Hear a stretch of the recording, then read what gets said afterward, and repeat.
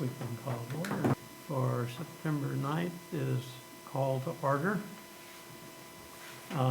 The first item on the agenda is public comments. We have members of the public available today, so perhaps you'd like to comment? I do have something.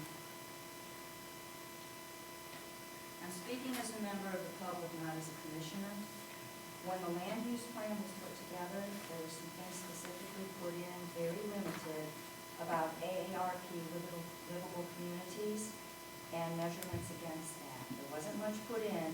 I asked at the time about it, and I was told that would be the kind of thing that would be expounded on when we got more into a master plan for parks and rec, leisure, things like that. And yet, my fast read of this document, I don't see any discussion, any bringing in the concept of AARP, livable communities. Have I missed something? Because that was important to me and a few other people.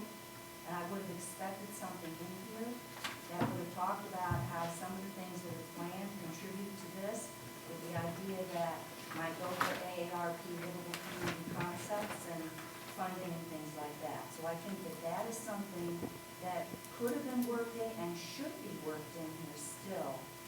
And the other thing that hits me is it's mentioned specifically about opportunities to use 796 Ocean Boulevard West, but then nothing appears on that facility in the 5 and 10-year plans that are more specific.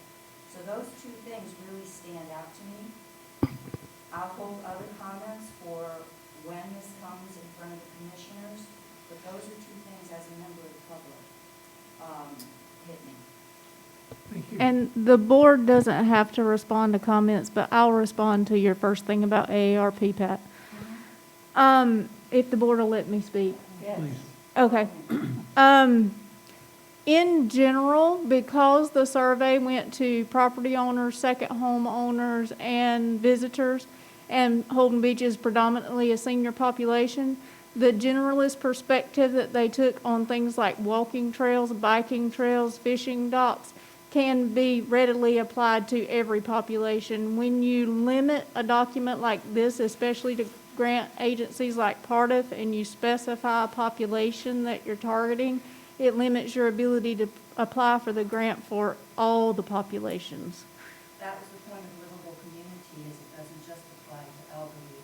And AARP has been pretty consistent with those statements that anything you do for the elderly can be equally applied to the younger. And it is it's not targeting the document on it, it's including it as part of the overarching, this also fits within AARP livable community by, achieving the following, not just for the elderly. So, again, that was part of the whole land use plan and how it would get worked in when we have planning in other areas. So,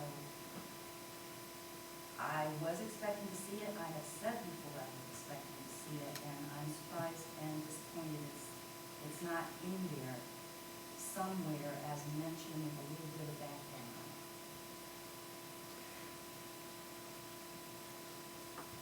on it. Any other comments, Mike? Okay, the purpose of this meeting is to go over the changes, excuse me, that our members made to the plan. And Christie, would you like to introduce what those were? Sure. At your September meeting, you guys made changes to the document and sent it back to McGill.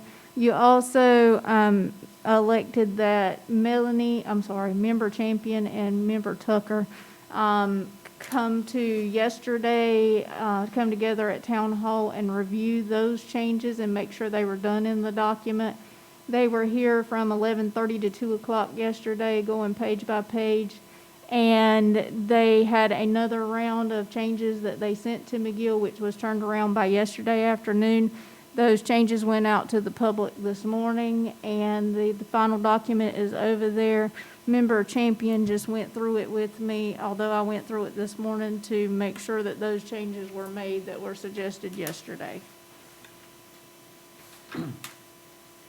Do either of you have any comments on what It looks you changed 100% or better. the scope of the changes?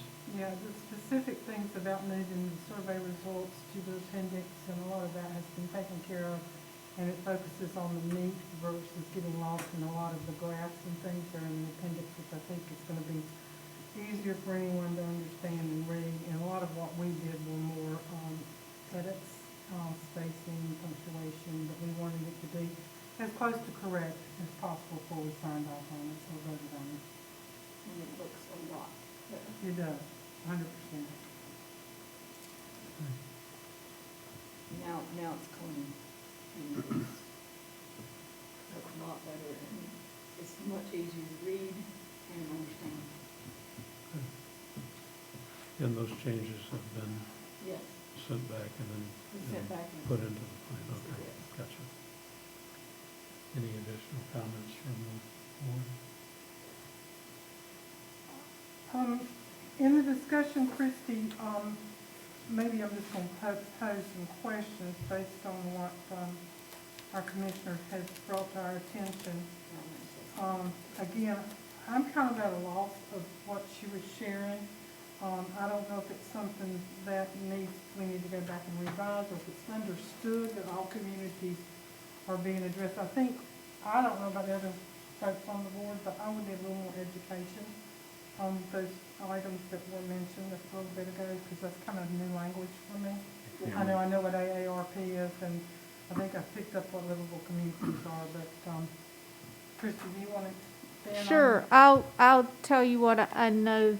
The very first July, I think, was the very first time you guys had this in draft form before you and Mike Norris came.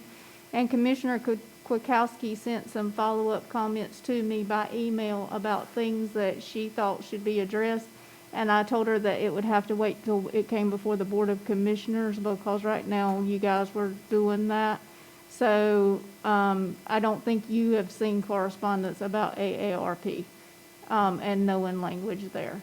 And so what was your second question? I'm sorry.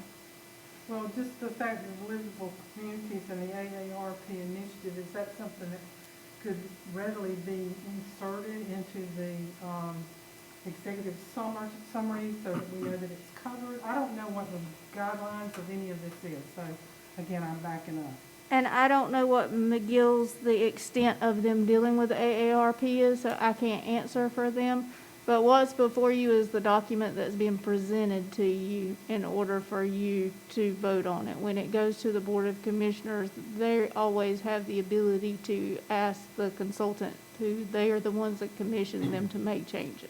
Okay. And as far as her question about 796, it is addressed in the document. I think what she was referencing is the priorities list that gives the bullets, that it talks about things to happen, but it doesn't say that that should be something that happens in the next 5 years. But we did make suggestions about what to do with 796.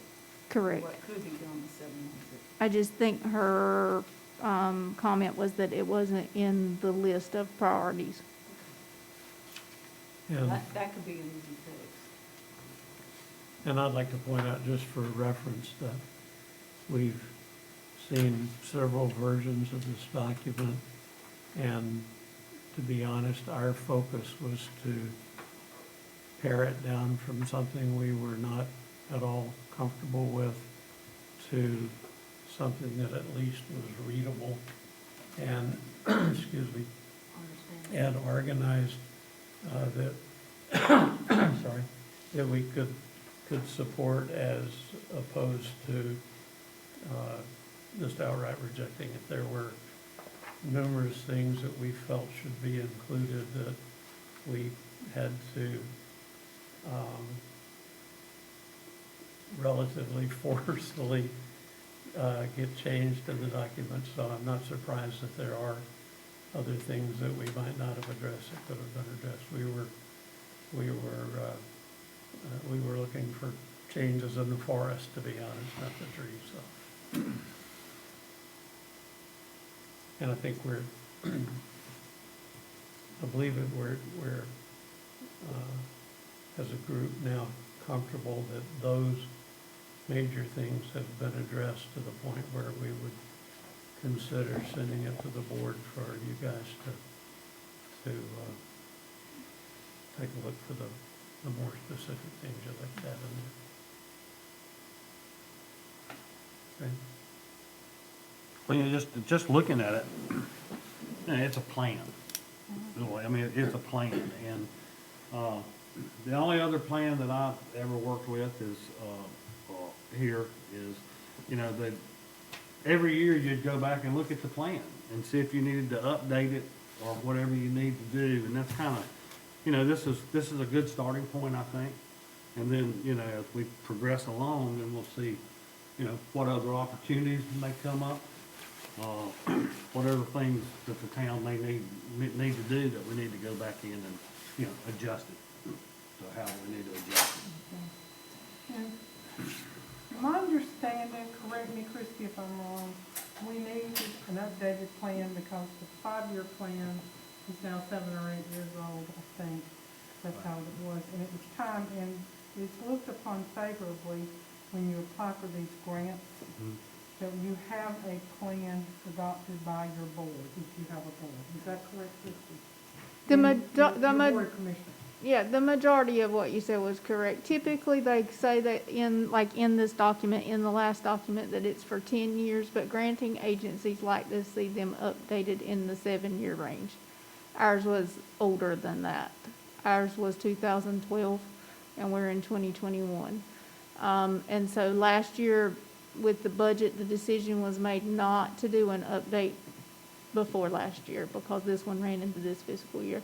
Because at that time, the town was not considering grants. Then when the budget year rolled around for last year, which spilled into the plan finishing this year, past June, we did need to look at grant opportunities, so it needed to be updated. So the only part that wasn't correct was the 5-year, yeah. So it is more favorable when applying for grants to have a plan in place that is promoted by the board and the board of commissioners. Yes, you get specific points on the part of the grant unless they've changed it since the last time I've seen it for your Parks and Rec board to sign off on it.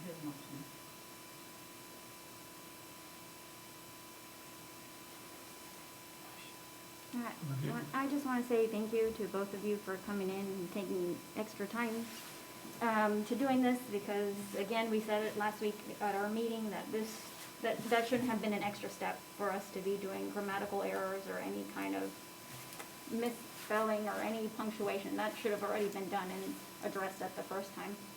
I also want to address the commissioners that this is the first time that I've heard that there was any correspondence or anything coming from your end to us, and I wish that we would have known that there was anything on your list or anything, bullet points or things that you guys would have mentioned to us that we could have mentioned to McGill.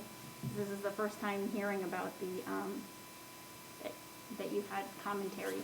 And that was to me, and the response was that it had to play out here and then go to the Board of Commissioners, because that would be one commissioner providing feedback of something they wanted to see in the plan. I also feel that when we were addressing these issues to McGill, the times that we did meet with them, their response to us when we were coming up with things that we could fix was the commissioners told us this is what we were advised to do, and then it didn't. Like, there was no other further discussion for our board other than we were tasked to do this from the commissioners, so we said, oh, the discussion ends here. And lastly, to me personally, this has just felt like a rushed process. I know that we have to complete this for our, to turn in for grants, but we didn't meet as a board all last year. So once we were given this information, we had less 3-4 months to consolidate and regurgitate everything we were reading and then turn it back to have this for you turned in tomorrow for next week. It was just a rush process. But I do want to say, I think that the board has risen to the occasion, and there has been 3 drafts we've looked at in detail, and now there's actually a is 3.5, just from yesterday. So we feel better about it, and Christie, if she wants to, she doesn't need to, but address the fact that I think McGill was embarrassed that some of the things that we had to go back to them with about the the edits rather, had not been addressed, and I think it was probably a learning curve for a lot of people through this process. And I did get that from Michael Norton. I think that the draft that came to you guys for the regular meeting in September was not proofed by his preference for who would proof it in his agency, and it went out, and there was follow-up with that, so. With all that said, I'll make a motion that we approve the master plan as presented, based on the latest edits and corrections. I have a question before we make that motion. If we approve and send it to the Board of Commissioners, then what happens? Then after it's that? in their ball court completely Uh-huh, from there and on then- out, and they decide whether they want to make changes of any kind, and then McGill responds to them. Okay, and then it comes back to us. It does not come back to us. I mean, you'll get a final copy at the Uh-huh, end, but but we once don't you vote discuss on it it anymore. today, We're you're done. done. Okay, Unless the Board of Commissioners decides to send it back to you for some purpose. Okay, we have a motion on the floor, is there a second? second. Any other discussion? Okay, all in favor? Aye. Opposed? The Who motion was the carries. second? I'm sorry, Olivia. The motion carries, and I think that wraps up our special meeting. And thank you guys for all the work that you put in on this last version. Do I have a motion for adjournment? I'll make a motion for adjournment. Second. Second. All in favor? Aye. Opposed?